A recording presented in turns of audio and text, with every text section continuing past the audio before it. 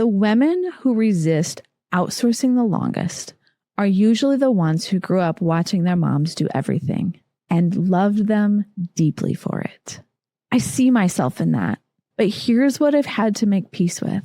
My mom's job was to run the house. Part of my job is to run a company, to raise 4 kids, to stay married, and to show up as a whole human being.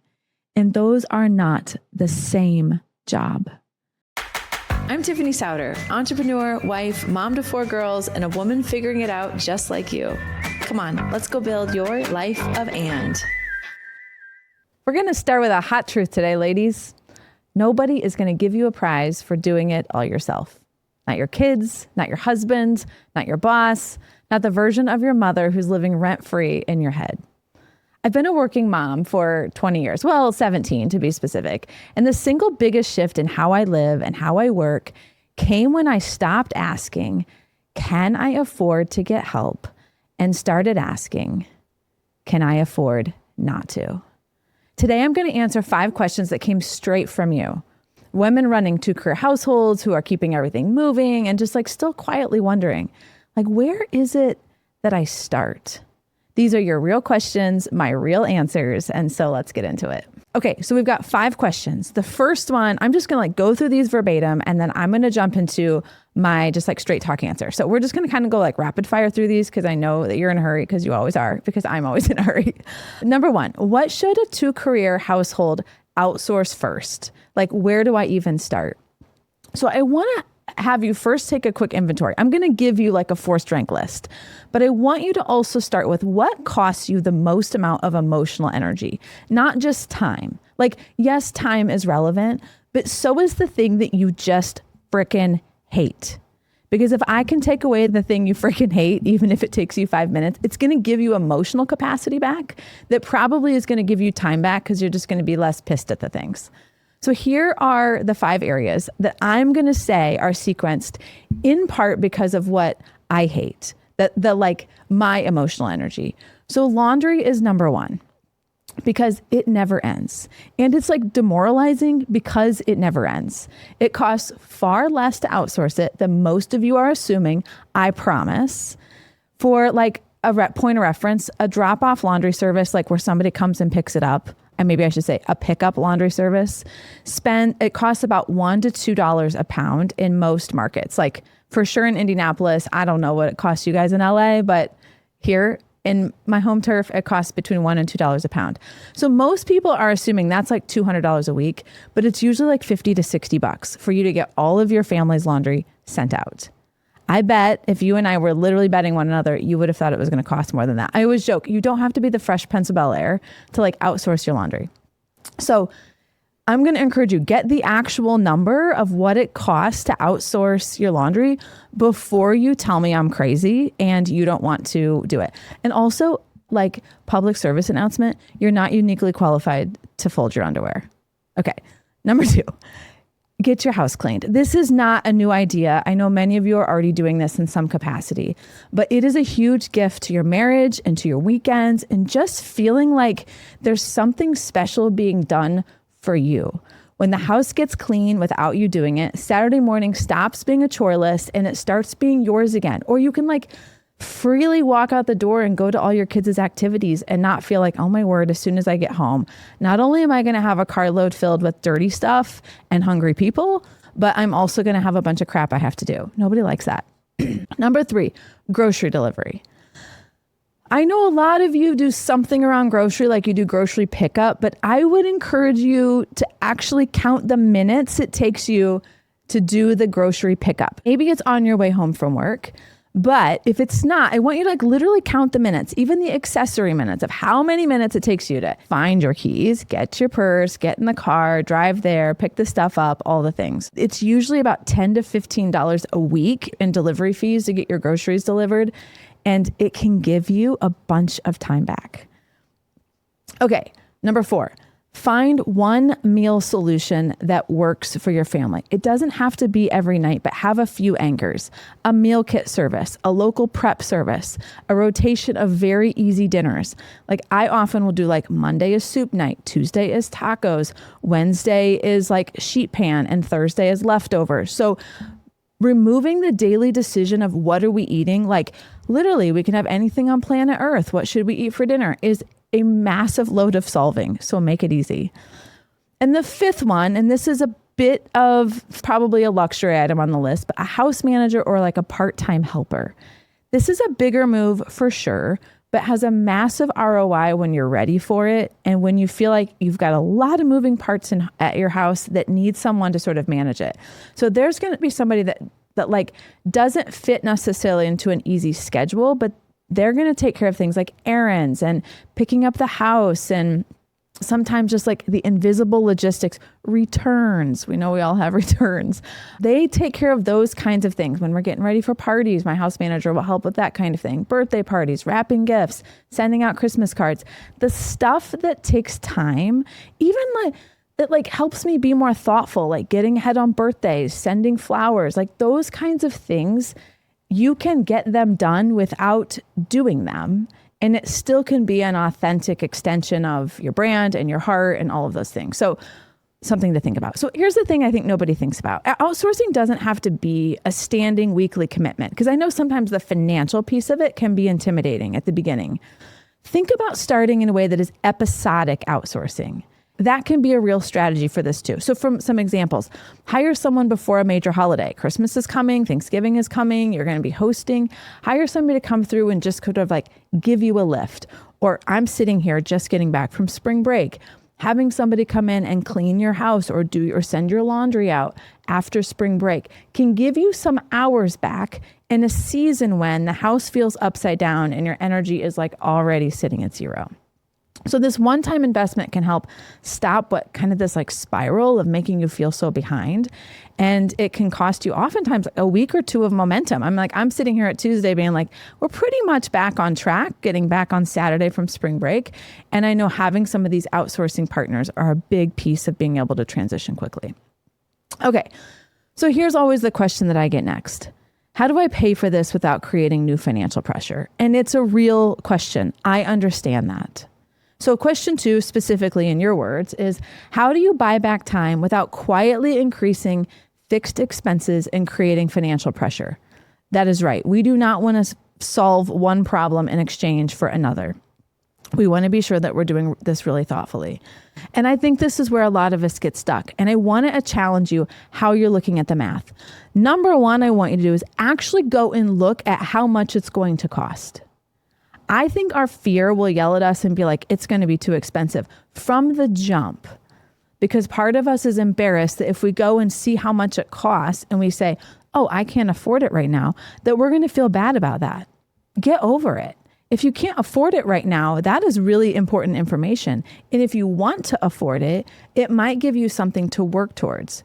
So instead of when we make more money, going and buying new things, which secret, always take more of our time. Whenever we have more things, it takes more of our time. What if we use some of the new money that we're earning to actually buy back our time instead of buying crap that takes it? Okay, that's kind of an aside, but anyways, I like get on my soapbox about it. Okay, so 3 things to ask yourself. Does outsourcing this help you earn more or protect your ability to earn? So if getting laundry off of your plate gives you back Sunday afternoon, and that Sunday afternoon goes towards rest, time with your family, health, mental clarity that helps you do your job better, then is that actually a cost? Or is it an investment in your most valuable asset? You, your time, your brain, your mind being able to rest and like take a beat. Number 2, I want you to think about this. Would you pay this bill? Would you pay that price if it was a medical bill or a marriage counseling session? I say it again. Would you pay this bill? Would you pay this amount if it was a medical bill or a marriage counseling session?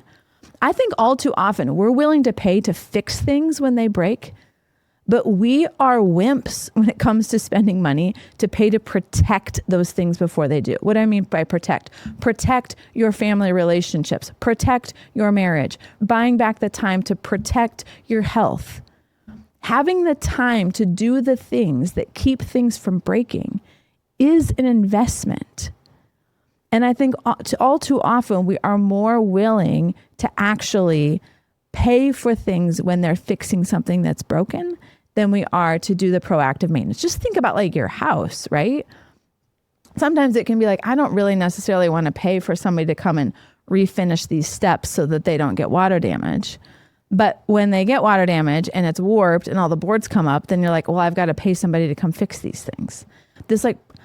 I was in manufacturing earlier in my career and we called it preventative maintenance. That was the word. Like, what is the preventative maintenance things that we need the time for in our health, in our marriage, in our relationships, in our mental peace? We have to pay for that time somewhere. So, some things to think about. Oftentimes a therapist helping you work through your marriage is going to cost more than a house cleaner, right? Oftentimes paying for intense medical treatment can cost more than the gym membership to just stay healthy. And so I think we've got to make sure that we don't put ourselves in a situation where we are unsupported for so many years in a way that is proactive, that we're left to only fix things that are broken. I want to take a quick moment to thank my partners at Share Your Genius. For the past 4 years, they have been an incredible part of my journey behind the microphone. Share Your Genius is a content and podcast production agency that helps leaders and brands bring their message to life. So whether you're trying to find your voice, develop a content strategy, or get your leader behind a microphone, they're going to help you make it simple, strategic, and impactful. Number 3, where are you spending money on luxuries that don't actually give you any life? This is kind of uncomfortable, but let's run the math. If you're getting Starbucks every day, that's like $100 to $150 a month. If you're getting your nails done once or twice a month, that's like $70 to $100. There are places I think we're oftentimes spending money, that handbag that you have that costs you a couple grand. And I'm not saying these things are bad, they're amazing. But oftentimes we have stuff at the expense of our time. And we look at it and say, I don't have the money for a housekeeper, but you have the time and money to go get your nails done. Spending money to get your nails done, yes, they're beautiful and they're amazing. And I don't ever do my nails because I've just decided I don't care to spend time or money on it. I want to outsource my laundry instead. Until I turned 40 something, I never colored my hair, and my hair was literally the same since high school because I didn't want to spend time and money getting it done and sitting in the chair and spending money coloring it. Now, those are just choices to say something has to be simple. Something has to be under-resourced, quote unquote, if I want to have money for these other things. So it is not a no trade-off world. I want you to understand that. But I think oftentimes we're making trade-offs by default instead of on purpose. I want to tell you before we jump into the next question or two, I want to tell you about a season in our house I'm just not that proud of. We had 3 kids under 10. I was running in the throes of running the agency. JR was traveling for work all the time. And I was doing all of it. The laundry, the groceries, the cleaning, because somewhere in my head, I had this idea that needing help meant that I was failing as a mom. I grew up watching my mom do literally everything. And she stayed home with me and my 3 siblings. She cooked the best food. She cleaned. She showed up for everything. And I loved my childhood and I love my mom. But I was spending my adult life trying to replicate her life inside of a completely different one. The job that she chose was as a stay-at-home mom, and that job had her at home so she could keep the home. And I had 4 kids and a company, and I was working outside of the home, and I kept measuring myself against an expectation that wasn't built for my life. And I want to be clear, this expectation was one I had put on myself, not one that my mom had put on myself, not one that anyone had explicitly articulated to me. It was just, that was what I saw. And so that's what I thought I needed to do. But the moment things shifted for real was the week I did the math. I hired someone to do our laundry, and it cost me about what I spent on coffee every week or two. And the time that I got back just from that one thing, I was able to close a client deal, and that paid for it 4 times over. So that's when I stopped asking, can I afford to get help? It is an exchange of time and energy. And I started asking myself, maybe I can't afford not to get help.